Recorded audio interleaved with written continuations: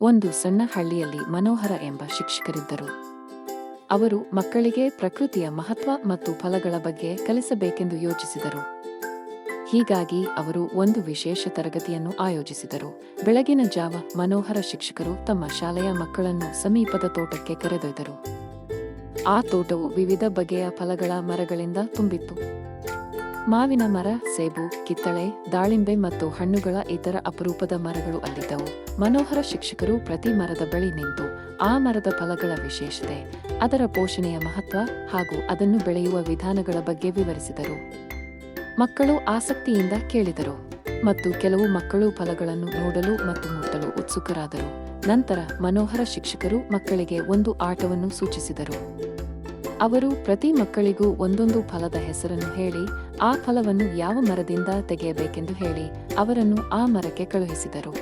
ಮಕ್ಕಳು ಉತ್ಸಾಹದಿಂದ ಆ ಫಲಗಳನ್ನು ಹುಡುಕಿ ತಮ್ಮ ಗುಂಪಿಗೆ ತಂದರು. ಈ ಚಟುವಟಿಕೆಯ ಮೂಲಕ ಮಕ್ಕಳು ನೈಸರ್ಗಿಕವಾಗಿ ಫಲಗಳ ಬಗ್ಗೆ ಕಲಿಯುತ್ತಾ ಅವುಗಳ ಮೂಲ, ರುಚಿ ಮತ್ತು ಪೋಷಣೆಯ ಮಹತ್ವವನ್ನು ಅರಿತುಕೊಂಡರು. ಅವರು ಫಲಗಳನ್ನು ಸಂಗ್ರಹಿಸಿದ ನಂತರ ಮನೋಹರ ಶಿಕ್ಷಕರು ಮಕ್ಕಳನ್ನು ಒಂದು ಸುಂದರ ಹಸಿರು ಮೈದಾನಕ್ಕೆ ಕರೆದೊಯ್ದರು. ಅಲ್ಲಿ ಅವರು ಪಿಕ್ನಿಕ್ ಬ್ಯಾನರ್ ಹಾಕಿದ್ದರು.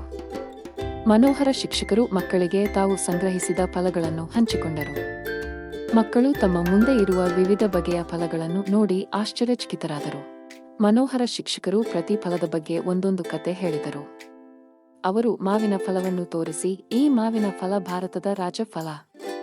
ಇದು ಬೇಸಿಗೆ ಋತುವಿನ ಸ್ವಾಗತ ಸಂಕೇತ ಎಂದರು. ನಂತರ ಸೇಬುವನ್ನು ತೋರಿಸಿ, ಈ ಫಲವು ಆರೋಗ್ಯಕ್ಕೆ ತುಂಬಾ ಒಳ್ಳೆಯದು. ದಿನಕ್ಕೊಂದು ಸೇಬು ವೈದ್ಯರನ್ನು ದೂರವಿಡುತ್ತದೆ ಎಂಬ ಗಾದೆಯು ಇದರ ಮಹತ್ವವನ್ನು ಸೂಚಿಸುತ್ತದೆ ಎಂದರು. ಪ್ರತಿ ಫಲದೊಂದಿಗೆ ಒಂದು ಕತೆ ಅಥವಾ ಮಾಹಿತಿ ಹೇಳುತ್ತಾ ಮನೋಹರ ಶಿಕ್ಷಕರು ಮಕ್ಕಳಿಗೆ ಅವುಗಳ ಪೋಷಣಾಂಶಗಳು ಮತ್ತು ಅವುಗಳ ಆರೋಗ್ಯಕರ ಪ್ರಯೋಜನಗಳು ಏನೇನು ಎಂಬುದನ್ನು ವಿವರಿಸಿದರು. ಮಕ್ಕಳು ಅವರಿಂದ ಕಲಿತ ಹೊಸ ವಿಷಯಗಳನ್ನು ತುಂಬಾ ಉತ್ಸಾಹದಿಂದ ಕೇಳಿದರು ಮತ್ತು ಚರ್ಚಿಸಿದರು. ಅವರು ತಾವು ತಿಂದ ಫಲಗಳ ರುಚಿಯನ್ನು ಹೊಗಳಿ ಮನೆಗೆ ಹೊರಟರು.